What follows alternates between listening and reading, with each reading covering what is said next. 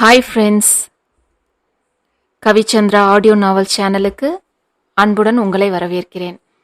சேனலை சப்ஸ்கிரைப் செய்யாமல் தொடர்ந்து கேட்டுக்கொண்டிருக்கும் நண்பர்களே, உங்களது சப்ஸ்கிரிப்ஷன், லைக்ஸ், ஷேர்ஸ், கமெண்ட்ஸ் எங்களை அடுத்த நிலைக்கு கொண்டு செல்வதோடு உங்களுக்காக இன்னும் புதிய முயற்சிகளை செய்ய வைக்கும். அதனால் மறக்காம சேனலை சப்ஸ்கிரைப் பண்ணிட்டு உங்களது அன்பை லைக்ஸ், ஷேர்ஸ், கமெண்ட்ஸ் மூலமாக எங்களுக்கு தெரிவியுங்கள். கதைகளை தொடர்ந்து நீங்கள் கேட்க விரும்பினால் அப்படியே பக்கத்தில் இருக்க பெல் பட்டனை கிளிக் பண்ணுங்க. வாங்க கதைக்குள்ள போகலாம். கவிச்சந்திராவின் தழலாய் நின்னேசம். தழல் 1.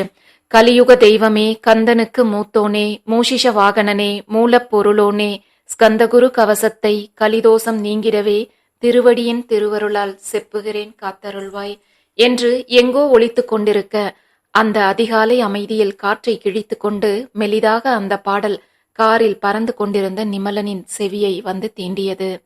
அதில் இனிமையான அந்த இசையை விழிமூடி ஒரு நொடி உள்வாங்கியவனுக்கு மனம் ஒருவித அமைதியை கொடுக்க, இதே மனநிலையை நீட்டிக்க விரும்பி காரில் இருந்த இசைத்தட்டில் பாடலை ஒழிக்க விட்டான் நிமலன் நெடுஞ்செழியன். அனைவரையும் போலவே நிமலனுக்கும் கார் பயணத்தின் போது இளையராஜாவையே கேட்க பிடிக்கும். மெல்லிய குரலில் அங்கு இசை வழிந்தோட அதை ரசித்தவாறே பயணித்துக் கொண்டிருந்தவனின் மனம் சற்று அமைதியானது. கடந்த சில நாட்களாகவே அவன் மனம் ஒருவித அழுத்தத்தையும் வலியையும் உணர்ந்து கொண்டே இருந்தது.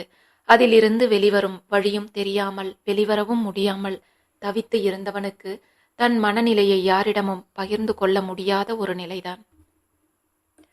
அதனாலேயே ஒரு மாற்றத்திற்காக பெங்களூர் சென்று விட்டவனுக்கு இப்போதைக்கு இங்கு திரும்பி வரும் எண்ணமே இல்லை. ஆனால் கட்சி மேலிடத்தில் இருந்து அவனுக்கு இன்று இங்கு வந்தே ஆக வேண்டும் என்ற கட்டளை வந்திருக்க, அதை மீற முடியாமல் கிளம்பி வந்து கொண்டிருந்தான் நிமலன். மனம் முழுக்க அவ்வளவு கோபமும் வெறுப்பும் இருந்தது. அதை மறைத்து கொண்டு ஊர் உலகத்திற்காக அங்கு சென்று எதுவுமே நடக்காதது போல் புன்னகை முகமாக ஊடகங்கள் முன்பு நிற்க வேண்டிய சூழல். ஆனால் இதை தவிர்க்கவும் முடியாது என்று புரிந்தே நேற்றில் இருந்து எது நடந்தாலும் எதிர்வினையாற்றவே கூடாது என்று தன் மனதை பெருமளவில் தயார் செய்து கொண்டே திரும்பி வந்து கொண்டிருந்தான் நிமலன். நேற்று இரவு கிளம்பும் போதே தன் பாட்டி சூரியகலாவுக்கு அழைத்து விவரம் சொல்லி இருந்தான் நிமலன். இல்லையெனில் அவர் அங்கு செல்ல வேண்டாம் என பெரும் பிரச்சனை செய்ய வாய்ப்பிருப்பது அறிந்தே முதலில் இதை செய்திருந்தான் நிமலன். அப்போதும் அவன் எதிர்பார்த்தது போலவே, அதெல்லாம் நீ அங்கே போகணும்னு அவசியமில்லை நிமலா, அப்புறம் ஏதாவது காரணம் சொல்லிக்கலாம், நீயும் இப்போ ஊர்ல இல்ல, அதனால இதையே கூட நீ காரணமா சொல்லிக்கலாம், கிளம்பி வராதே என்று அவனை இங்கே வரவிடாமல் தடுக்கவே முயன்றார் சூரியகலா. அவனே விருப்பம் இல்லாமல் கிளம்பி வந்து கொண்டிருக்கும் நிலையில் இதுவேறு அவனுக்கு எரிச்சலை தர, அவரை எதிர்த்து பேச விரும்பாமல் தலைவர் உத்தரவு பாட்டி என்று ஒருவித அழுத்தத்தோடு சொல்லி முடித்திருந்தான் நிமலன். இதுவே நிமலன் இனி இதை தட்டமாட்டான் என்பதை அவருக்கு புரிய வைக்க போதுமானதாக இருக்க, அதோடு அமைதியாகி போனார் சூரியகலா. இதையெல்லாம் யோசித்தவாறே பயணித்துக் கொண்டிருந்தவனின் கவனத்தை கமலின் குரலில் வழிந்த பாடல் கலைக்க, தன் கவனத்தை அந்த பக்கம் திருப்பினான் நிமலன். எந்தன் காதல் என்னவென்று சொல்லாமல் ஏங்க ஏங்க அழுகை வந்தது. எந்தன் சோகம் உன்னை தாக்கும் என்றெண்ணும் போது வந்த அழுகை நின்றது. மனிதர் உணர்ந்து கொள்ள இது மனித காதல் அல்ல, அதையும் தாண்டி புனிதமானது என கமல் காதலில் உருகி பாடிக்கொண்டிருக்க, தன் மனநிலையை மாற்ற வேண்டி அதனோடு சேர்ந்து மெல்ல முணுமுணுத்தவாறே ஸ்டியரிங்கில் தன் விரல்களால் லேசாக தாளமிட்டபடி மிதமான வேகத்தில் பயணித்துக் கொண்டிருந்தான் நிமலன். அந்த அதிகாலை 3 மணி அளவில் ஊர் உலகமே அமைதியாக இருக்க, அந்த தனிமையும் குழுமையும் மனதிற்கு பிடித்த இசையுமாக ஆள் அரவமற்ற சாலையில் பயணித்துக் கொண்டிருந்தவனின் மனம் பல மாதங்களுக்கு பின் எந்த ஒரு யோசனையோ இறுக்கமோ இல்லாமல் கொஞ்சம் நிர்மலமாக இருந்தது. பெங்களூர் நெடுஞ்சாலையின் வழியே சென்னையை நோக்கி பயணித்துக் கொண்டிருந்தவன் இன்னும் 1 மணி நேரத்தில் சென்னையை சமீபிக்க இருந்தபோது திடீரென அதீத வேகத்தில் வந்த ஒரு கார் திருப்பத்தில் நிமலனின் கார் மேல் மோதுவது போல் வந்து கடைசி நொடியில் சுதாரித்து விலகி ஒடித்து திரும்பியது. அதே நேரம் தன்மேல் மோத வந்த காரில் இருந்து தப்பிப்பது போல் நிமலனும் காரை சடன் பிரேக் இட்டு அந்த காருக்கு எதிர்ப்பக்கமாக திருப்பி இருந்ததில் பெரும் விபத்து ஒன்று தவிர்க்கப்பட்டது. அதில் உண்டான படபடப்போடு நிமிர்ந்து அந்த காரை பார்த்தவன், ஏய், அறிவில்ல உனக்கு? பார்த்து வரமாட்ட? என்ன ரேஸ்லையா ஓட்டுற என்றான் எரிச்சலோடு நிமலன். அதில் அந்த காரின் ஓட்டுநர் இருக்கைக்கு அருகில் அமர்ந்திருந்தவன், சாரி சார், டிரைவர் திடீர்னு கண்ணு அசந்துட்டான், நான் தான் காரை ஒடிச்சு திருப்பினேன், ரொம்ப சாரி என்று மிக பணிவாக பேசவும், இரவு நேர பயணங்களில் சில சமயம் இதையெல்லாம் தவிர்க்க முடியாது என்று புரிந்து அப்படியே அமைதியானான் நிமலன். அதே நேரம் எதிரில் வந்த கார் ஒடித்து திருப்பி இருந்ததில் அங்கிருந்த சாலை தடுப்பில் மோதி முன்பக்கம் லேசாக இடித்து அதிலிருந்து புகை வர துவங்கி இருக்க அதை கண்டு நிமலன் தயங்கும் போதே, நீங்க கிளம்புங்க சார், நாங்க பாத்துக்கிறோம் என்றான் அந்த காரில் வந்தவன். அதில் நிமலன் தன் காரை நகர்த்த முயல அதற்கு வாய்ப்பே இல்லாமல் நிமலனின் வழியை பாதிக்கு மேல் மறைத்து கொண்டிருந்தது அந்த கார். பின்னுக்கு நகர்த்தி எடுக்கவும் முடியாதவாறு அங்கு ஒரு பள்ளம் இருந்தது. அவர்கள் நகர்ந்தால் மட்டுமே நிமலனால் காரை எடுக்க முடியும். இதில் உண்டான சலிப்போடு, எங்க போறது, நீங்க நகர்ந்தாதான் நான் போக முடியும் என்றான் நிமலன்.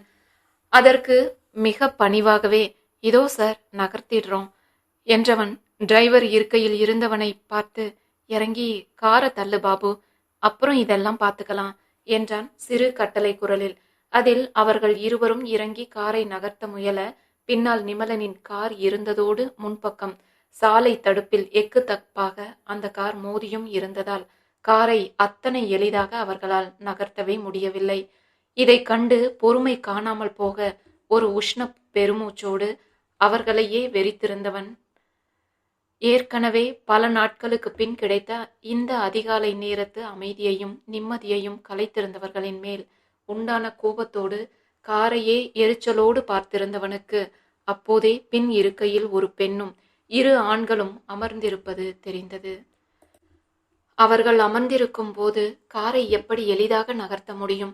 அவர்களும் இறங்கி தள்ளினால் இன்னும் வேகமாக வேலை நடக்குமே என்று தோன்றவும் அவர்களையே பார்த்தவாறு, இப்படியே இன்னும் எவ்வளவு நேரம்தான் காத்திருக்கிறது, எனக்கு நேரமாகுது என்றான் நிமலன்.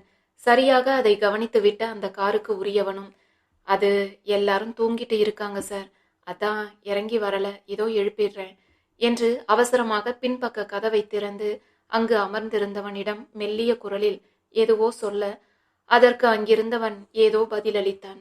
இப்போது வார்த்தைகளால் இல்லாமல் விழியால் நிமலனை சுட்டி காண்பித்து வெளியே நின்றிருந்தவன் எதையோ புரிய வைக்க முயல, அதில் உள்ளே இருந்தவனும் உடனே இறங்கி வந்தான். இதையெல்லாம் கவனித்துக் கொண்டிருந்த நிமலனுக்கு இவர்களிடம் எதுவோ சரியில்லை என மனம் அடித்து கூறியது.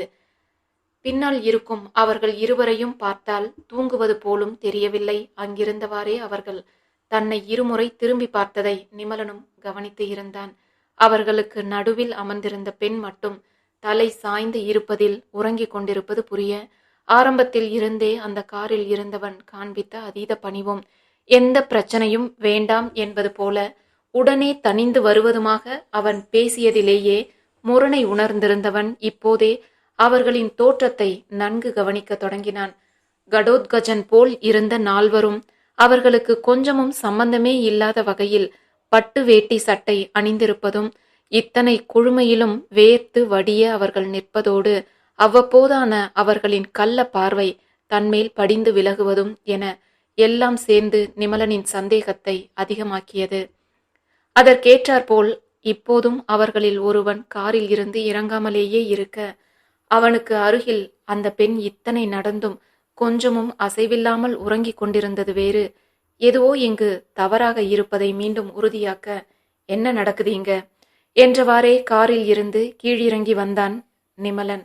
அதில் நிமலனை காருக்கு அருகில் வரவிடாமல் செய்ய முயன்றவாறே முதலில் பேசியவன், ஒன்னும் இல்லை சார், இப்போ காரை நகர்த்திடுவோம், நீங்க உள்ள உட்காருங்க என்று நிமலனின் வழியை மறித்தது போல் வந்து நின்றான். இதில் கூர்மையாக நிமலன் அவனையே பார்த்து கொண்டிருக்க, அதே நேரம் தன் வழியை மறித்தது போல் நின்றிருந்தவனின் அலைபேசி சினுங்கியது. அதை ஒரு பதட்டத்தோடே பார்த்தவன் அழைப்பை எடுக்காமல் தவிர்க்க, அதே நேரம் அந்த காரை நோக்கி செல்ல இருந்த நிமலனை கண்டவனுக்கு ஆத்திரம் தலைக்கேறியது. ஏ, சொல்லிக்கிட்டே இருக்கேன், எங்க போற என்று தன் பணிவு மரியாதையை எல்லாம் தூக்கி தூர எறிந்துவிட்டு லேசான மிரட்டல் குரலில் கேட்டவாறே நிமலனின் தோலை பிடித்து நிறுத்தினான் அவன். அதில் தன்மேல் கை வைத்தவனை விழியை மட்டும் திருப்பி ஒரு பார்வை பார்த்தவன் அடுத்த நொடி ஒரே சுழற்றில் அவனை தூக்கி கீழே வீசி அவன் மார்பில் ஒற்றை காலை வைத்து நின்றிருந்தான் நிமலன். இதை கண்டு திகைத்த மற்றவர்களும் வேகமாக நிமலனை தாக்க வர மொத்தமாக ஒரு 5 நிமிடத்திற்குள் மற்ற மூவரையும் கூட சுருண்டு விழ செய்திருந்தான் நிமலன். காரை சுற்றி விழுந்திருந்தவர்களை பார்த்தவாறே சென்று காரின் பின்பக்க கதவை நிமலன் திறக்கவும், நிமலன் தன்னை சேர்ந்தவர்களை அடிப்பதைக் கண்ட பதட்டத்தில் வேகமாக இறுதியாக இறங்கியவனின் செயலில் கிட்டத்தட்ட இருக்கையில் சரிந்த நிலையில் இருந்த அந்த பெண் இப்போது மொத்தமாக கதவை நோக்கி சரிய வெளியே வந்து விழ இருந்தவளின் முகத்தை தன் வலது உள்ளங்கையில் தாங்கி பிடித்து நிறுத்தியிருந்தான் நிமலன். மணப்பெண் அலங்காரத்தில் அழகோவியமாக தேவதை போல் தன் கையில் சரிந்தவளையே சில நொடிகள் இமைக்காமல் பார்த்தவன் அவள் மயக்கத்தில் இருப்பதை பார்த்தவுடனே புரிந்து கொண்டிருந்தான். பின் என்ன செய்வது என்பது போல் ஒரு நொடி தயக்கத்தோடு அவளின் முகத்தையே பார்த்தபடி யோசித்தவன் பின் சட்டென அவளை தன் கைகளில் ஏந்தி கொள்ள அதற்காகவே காத்திருந்தது போல் நிமலனின் மார்பில் சாய்ந்தது தமயந்தியின் முகம். இதில் லேசாக அதிர்ந்து அவளை பார்த்தவனின் நடை ஒரு நொடி தடைபட பின் வேகமாக தன் காரை நோக்கி நகர்ந்தான் நிமலன். அதில் பலமாக அடிபட்டு விழுந்ததில் எழுந்து கொள்ள முடியாமல் இருந்த அவர்களில் தலைவன் போல் இருந்தவன் சட்டென இந்த காட்சியை படம் எடுத்து தனக்கு இந்த வேலையை கொடுத்திருந்தவனுக்கு அனுப்பி வைத்தான். அதற்குள் தன் காரின் பின் இருக்கையில் அவளை கிடத்தி இருந்த நிமலன் சட்டென நிமிர அதற்கு வாய்ப்பளிக்காமல் அவளின் கழுத்து ஆரம் நிமலனின் சட்டை பட்டனில் சிக்கி இருந்தது. இதை எதிர்பார்க்காமல் வேகமாக நிமிர்ந்தவனின் இந்த சிக்கலில் தடுமாறி அவள் மேல் சாய இருந்த இறுதி நொடியில் தன்னை சட்டென நிலைப்படுத்தி கொண்டு நின்றான் நிமலன். அந்த தடுமாற்றத்தில் அவள் மேல் சரிய இருந்தவனின் முகம் தமயந்தியின் முகத்துக்கு வெகு அருகில் நெருங்கி நிற்க தன்னை மறந்து ஒரு நொடி அந்த அழகிய முகத்தை கண்டவன் பின் சட்டென அவளிடம் இருந்து வேகமாக விலகி முன்பக்கம் சென்று முகம் இறுக அமர்ந்தான் நிமலன். அதே நேரம் இங்கு திருமண மண்டபமே அல்லோல கல்லோலப்பட்டு கொண்டிருந்தது. என்ன நடக்குது இங்க? செக்யூரிட்டின்னு இத்தனை பேர் இங்க எதுக்கு இருக்கீங்க? நம்ம இடத்துக்குள்ளேயே நுழைஞ்சு நம்ம பொண்ணையே தூக்கிட்டு போறாங்கன்னா என்ன அர்த்தம்? ஒரு முன்னாள் முதல்வர் பொண்ணுக்கே இந்த நிலைமைனா அப்போ மத்தவங்க நிலையெல்லாம் என்னவாகும் என்று ஆத்திரத்தில் கத்திக் கொண்டிருந்தான் கிருபாகரன். இல்ல சார், செக்யூரிட்டி எல்லாம் ரொம்பவே டைட்டா தான் இருந்தது. அப்புறமும் இது எப்படின்னு தெரியல என்றார் அந்த செக்யூரிட்டி ஏஜென்சியின் தலைமை அதிகாரி ஜோஷ்வா. இப்படி சொல்ல உங்களுக்கு வெட்கமா இல்ல? உங்க மேல இருக்க நம்பிக்கையில தானே இவ்வளவு பெரிய வேலையையும் பொறுப்பையும் உங்ககிட்ட ஒப்படைச்சேன் என சிடுசிடுத்தான் கிருபா. அதில் சட்டென ஜோஷ்வா தலை குனிய, நான் கமிஷனர் கிட்ட பேசுறேன்பா, அன்அபிஷியலா தேட சொல்றேன் என்று ஒரு வார்த்தை தன் தந்தையிடம் அனுமதிக்கு சொல்லிவிட்டு வேகமாக கமிஷனர் புகழேந்திக்கு அழைத்தான் கிருபா. அதற்கு ஒரு தலையசைப்பையே பதிலாக கொடுத்த ஜெயதேவின் மனம் முழுக்க வேதனை நிரம்பி இருக்க இருக்கையில் சாய்ந்தவரின் மனம் முழுக்க மகளையே சுற்றி வந்து கொண்டிருந்தது. இப்போது எங்கு எப்படி இருக்கிறாளோ என்று எண்ணி தவித்தவருக்கு, நீ நினைச்சதையெல்லாம் நடத்தின காலம் எப்பவோ மலையேறி போச்சு மிஸ்டர் ஜெயதேவ். இப்போ இது நிமலனோட காலம். நான் நினைச்சது மட்டும்தான் இனி இங்க நடக்கும். நடத்தியும் காட்டுவேன், பாக்குறியா என்று சொடக்கிட்டு சவால் விட்ட நிமலனின் முகம் ஏனோ இப்போது அவரின் மனக்கண்ணில் வந்து நின்றது. இதற்கு பின் நிச்சயம் நிமலன் இருக்க வாய்ப்பில்லை என அவருக்குமே நன்றாக தெரியும். நிமலனுக்கு எதையுமே நேரடியாக செய்துதான் பழக்கம். அதிலும் வீட்டு பெண்கள் விஷயத்தில் அவன் தலையிடவே மாட்டான். தங்கள் எந்த ஒரு பிரச்சனையும் வீட்டில் உள்ள பெண்களை பாதிக்க கூடாது என்பதில் நிமலன் எப்போதும் தெளிவாக இருப்பான் என்று அறிந்திருந்தவர் கவலை, அசிங்கம், பயம், அவமானம், பதட்டம் என்று கலவையான மனநிலையில் அமர்ந்திருந்தார். வெளி தோற்றத்துக்கு காண்பித்துக் கொள்ளவில்லை என்றாலும் ஜெயதேவனுக்கு மகளை எண்ணி மனம் பதைக்கத்தான் செய்தது. ஆனால் அப்படி அமைதியாக இருக்க முடியாமல் தமயந்தியின் அன்னை வளர்மதி அழுது கதறிக் கொண்டிருந்தார். இத்தனை அவசரமாக இந்த திருமண ஏற்பாட்டை செய்திருக்க கூடாதோ என்று யோசித்தவருக்கு துருவின் நினைவு வரவும், கிருபா என்று மகனை அவசரமாக அழைத்தார் ஜெயதேவன். அதில் யார் யாருக்கோ அழைத்து கட்டளையிட்டு கொண்டிருந்தவன் வேகமாக, சொல்லுங்கப்பா என்று ஜெயதேவை நெருங்கவும், துரு என்று யோசனையாக நிறுத்தி மகனின் முகம் பார்த்தார் ஜெயதேவன். அவனை தவிர வேற யாரு? அவனாதான் இருக்கும். ஆளுங்களை விட்டு விசாரிக்க சொல்லி இருக்கேன் என்றான் கிருபா. அதற்குள் மணமகன் கார்த்திக்கின் தந்தை ராகவன் முகமெங்கும் கலவரத்தோடு இவர்களை நெருங்கினார். சற்று முன்பே தமயந்தி காணவில்லை என தெரிய வந்ததும் அவர்களிடம் ஜெயதேவன் விவரம் சொல்லி மன்னிப்பும் அவகாசமும் கேட்டிருக்க, முதலில் இதை கேட்டு கொந்தளித்த சில உறவினர்களையும் ராகவன் தான் அமைதிப்படுத்தினார். பிரபலமா இருக்கிறதே ப்ராப்ளம் தான் சம்பந்தி, இதையெல்லாம் கண்டுக்காதீங்க. நீங்க முதல்ல பொண்ணுக்கு என்னாச்சு, எங்க இருக்கான்னு பாருங்க என்று ஆதரவாக பேசி இருந்தார் ராகவன். அதிலேயே கொஞ்சம் தைரியமாக இருந்த ஜெயதேவன் இப்போது ராகவன் பதட்டமாக வருவதைக் கண்டு அவரை பார்க்க, இத படிச்சு பாருங்க என்று தன் கையில் இருந்த காகிதத்தை ஜெயதேவனிடம் நீட்டினார் ராகவன்.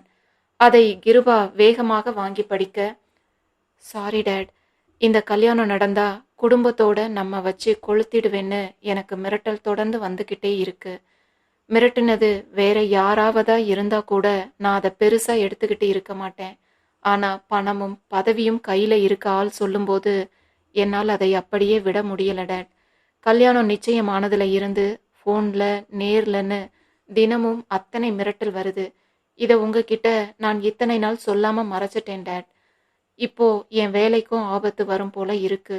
நான் லஞ்சம் வாங்கிட்டு ஒரு கார்ப்பரேட் கம்பெனிக்கு ஆதரவா மக்களுக்கு எதிராக வேலை செய்யறதா என் மேல போலியா ஒரு குற்றச்சாட்டை உருவாக்கி இருக்காங்க. அதுக்கு போலி ஆதாரங்களையும் சாட்சிகளையும் கூட தயார் செஞ்சு இருக்காங்க. இதையெல்லாம் மீடியா முன்ன கொண்டு வந்து என் பெயர் பதவின்னு எல்லாத்தையும் அழிச்சிடுவேன்னு மிரட்டுறாங்க. உங்களுக்கே தெரியும் எனக்கு இந்த படிப்பும் வேலையும் எவ்வளவு பெரிய கனவுன்னு. அப்படி இருக்கும்போது இதையெல்லாம் இழந்து இப்படி ஒரு கல்யாணம் எனக்கு வேண்டவே வேண்டாம் டேட். ஒரு முறை பெயர் கெட்டு போனா போனதுதான், அதை சரி செய்யவே முடியாது. இந்த கல்யாணம் என்னால் நிற்பதன் மூலமா என்ன பிரச்சனைகள் வரும்னு தெரிஞ்சே இப்படி ஒரு முடிவுக்கு வரேன்னா ஏன்னு உங்களுக்கு புரியும்னு நினைக்கிறேன். இதனால என்ன பிரச்சனை வந்தாலும் நான் சமாளிக்கிறேன். ஆனா வீம்பா இந்த கல்யாணத்தை செஞ்சுக்கிட்டு உங்களையும் வேலையையும் மரியாதையையும் கௌரவத்தையும் இழந்து என்னால வாழ முடியாது டேட். ஜெயதேவ் அங்கிள் கிட்டையும் தமயா கிட்டையும் என் மனமார்ந்த மன்னிப்பை கேட்டுக்கிறேன். இப்படி ஒரு லெட்டர் எழுதி வச்சுட்டு ஓடுறதால என்னையெல்லாம் கோழைன்னு நினைச்சாலும் பரவாயில்ல. நானும் எல்லாரையும் போல எந்த பிரச்சனையிலையும் சிக்காம சாதாரண ஒரு வாழ்க்கை வாழ நினைக்கிற கோழையாவே இருந்துட்டு போறேன். Hope you understand it. Yours Karthik என்று எழுதியிருந்த கடிதத்தை வாய்விட்டே படித்து முடித்தான் கிருபா. இதை பார்த்தா கார்த்திக் நைட்டே இங்கிருந்து கிளம்பி இருக்கும்னு தோணுது. இப்படி ஒரு முடிவுக்கு வந்தவன் முன்னேயே இத பத்தி என்கிட்ட பேசி இருக்கலாம். ஆனா ஏனோ என்றவர், சரி விடுங்க, இப்போ உங்க பொண்ணு கடத்தலுக்கு பின்னாலும் இதே ஆட்கள் இருக்க வாய்ப்பு அதிகம்னு நினைக்கிறேன் சம்பந்தி என்றவர், சாரி, இனி அப்படி சொல்ல முடியாது இல்லையா என்றார் கவலை குரலில் ராகவன். அதே நேரம் அங்கு வந்த ஜோஷ்வா, சார், இது ஒரு வெல் பிளான் கிட்னாப் போல தெரியுது. நம்ம இத்தனை செக்யூரிட்டியையும் மீறி எந்த சிசிடிவியும் ஒர்க் ஆகாம செஞ்சு கல்யாண பொண்ணை உள்ள வந்தே தூக்கிட்டு போகணும்னா நிச்சயம் அதுக்கு இங்க உள்ள இருந்து யாரோ உதவி செஞ்சு இருக்கணும் சார். இல்லனா இப்படி ஒரு விஷயம் நடக்க வாய்ப்பே இல்லை என்றார். இவ்வளவு நேரம் ஒருவேளை இதில் துருவ் ஏதாவது செய்திருக்கலாமோ என்ற சந்தேகத்தோடே இருந்த கிருபா மற்றும் ஜெயதேவனுக்கு இப்போது அது முழுக்க முழுக்க அவனின் வேலைதான் என்று உறுதியாகி இருந்தது. அவன என்று ஆத்திரத்தோடு கிருபா அங்கிருந்து கிளம்பவும், கிருபா இரு, அவசரப்படாத என்றிருந்தார் ஜெயதேவன். இதுக்கு மேலையும் என்ன அமைதியா இருக்க சொல்றீங்களாப்பா? அப்பவே அவன் மிரட்டும் போதே இதை என் வழியில சரி செய்யறேன்னு சொன்னேன். அப்பவே நீங்க விட்டிருந்தா இது இன்னைக்கு இவ்வளவு தூரம் வந்திருக்காது. ஆனா அப்பவும் விடல, இப்பவும் என்ன அமைதியா இருக்கத்தான் சொல்றீங்க இல்லையா? சரி, இன்னும் எவ்வளவு நாள் அமைதியா இருக்கணும்ப்பா? அவனால நம்ம தமையா வாழ்க்கை அழியிற வரைக்குமா, இல்ல அவளே இல்லாம போகிற வரைக்குமா என்றான் ஆத்திரத்தோடு கிருபா. அதில் வேதனையோடு மகனை பார்த்தவர், அவ எனக்கும் பொண்ணுதான் கிருபா, உனக்கும் மேல எனக்கு துடிக்குது. ஆனா இது நம்ம பொண்ணு சம்பந்தப்பட்ட விஷயம் மட்டும் இல்ல, இது 2 கட்சி சம்பந்தப்பட்ட விஷயம் கிருபா. எடுத்தோம் கவிழ்த்தோம்னு எதுவும் செஞ்சிடக்கூடாதுன்னு தான் இத்தனை நாளா அமைதியா இருந்தேன். இந்த அவசர கல்யாணமே அதுக்குதான்னு உனக்கு தெரியும். ஆனா இத்தனைக்கு பிறகும் நான் அப்படி இருப்பேன்னு உனக்கு தோணுதா? இதை எப்படி முடிக்கணும்னு எனக்கு தெரியும் என்றார் ஜெயதேவன். அதற்குள் அவரின் அலைபேசிக்கு ஏதோ மெசேஜ் ஒலி கேட்க தன் அலைபேசியை எடுத்து பார்த்த ஜெயதேவன் அப்படியே திகைத்து நின்றார். அதே நேரம் காரில் இருந்து இறங்கி தமயந்தியை தன் கைகளில் ஏந்தி கொண்டு வீட்டுக்குள் நுழைந்தான் நிமலன். அவனின் வருகைக்காகவே தன் அறையில் காத்திருந்த சூரியகலா கார் வந்த சத்தம் கேட்டு வேகமாக எழுந்து வெளியில் வருவதற்குள் அங்கிருந்த விருந்தினர் அறைக்குள் அவளை தூக்கி சென்றிருந்தவன் தமயந்தியை படுக்கையில் கிடத்திவிட்டு நிமிர முயல அவளின் நெற்றி முடி கலைந்து தமயந்தியின் முகத்தில் வந்து விழுந்தது. அதை தன் ஒற்றை விரல் கொண்டு ஒதுக்கிவிட நிமலன் முயலவும், யாரு நிமலா இது என்று கேட்டபடியே அங்கு வந்து நின்றார் சூரியகலா. அதில் சட்டென தன் கையை மடக்கி கொண்டு நிமிர்ந்தவன் சுருக்கமாக நடந்ததை அவரிடம் சொன்னான். அதில் திரும்பி படுக்கையில் மயங்கி கிடந்தவளை கவலையோடு பார்த்த சூரியகலா, என்ன நிமலா இது, மனக்கோலத்துல இருக்க பொண்ண இப்படி தூக்கிட்டு வந்திருக்க என்றார். என்னை என்ன செய்ய சொல்றீங்க பாட்டி? ஏதோ தப்பு நடக்குதுன்னு தெரிஞ்சும் அப்படியே விட்டுட்டு வர சொல்றீங்களா என்றான் உணர்வற்ற குரலில் நிமலன். அதுக்கில்ல ராஜா, மனக்கோலத்துல இருக்க பொண்ணு வேற. நாளைக்கு நமக்கு ஏதாவது இதனால பிரச்சனை வரக்கூடாது பாரு. இவ யாரு என்னன்னு கூட தெரியல, மயக்கத்துல வேற இருக்கா. அதோட என்று மேலும் எதுவோ சொல்ல முயன்றவரின் பேச்சு அதே நேரம் அங்கு வந்த நிக்கிலனை கண்டு அப்படியே நின்றது. அதற்குள் இங்கு இந்த நேரத்தில் நிக்கிலனை கண்டதில் விழிகளை சுருக்கிய நிமலன், நீ எப்போ வந்த என்றான். கொஞ்ச நேரம் ஆச்சுன்னா என்றான் நிக்கிலன். அவனும் இப்போதான் வந்தான் நிமலா. நீயும் வந்துட்டு இருக்கேன்னு போன் செஞ்சியா? அதான் உன்னை பார்த்துட்டு தூங்க போகலாம்னு காத்திருந்தான் என்றார் சூரியகலா. அதற்கு ஒரு தலையசைப்பையே பதிலாக கொடுத்தவன், ஆல் ஓகே தானே, எதுவும் ப்ராப்ளம் இல்லையே என அக்கறையோடு தம்பியை பார்த்து கேட்கவும், நத்திங்னா, 1 வீக் இங்க ஒரு செமினார் இருக்கு, அதுக்காக தான் வந்தேன் என்றதும் அதற்கும் ஒரு தலையசைப்பை மட்டுமே பதிலாக கொடுத்தான் நிமலன். அப்போதே மற்ற இருவரின் முகத்தில் இருந்த பதட்டத்தை கவனித்த நிக்கிலன், என்னாச்சு எனும்போதே உள்ளே படுத்திருந்தவளின் மேல் நிக்கிலனின் பார்வை பதிய விழிகளை சுருக்கி அவளை பார்த்தவன், தமையா என்றான் நம்ப முடியாத திகைப்போடான குரலில் நிக்கிலன். அதில் திகைப்போடு அவனை திரும்பி பார்த்து, யாரு என்றார் அதிர்வும் ஆத்திரமுமான குரலில் பாட்டி. தமையா பாட்டி, தமயந்தி ஜெயதேவ் என்றவனின் வார்த்தையை கூட முடிக்க விடாமல் போதும் என்றிருந்தார் அந்த பெயரை கூட கேட்க விரும்பாத வெறுப்பான குரலில் பாட்டி.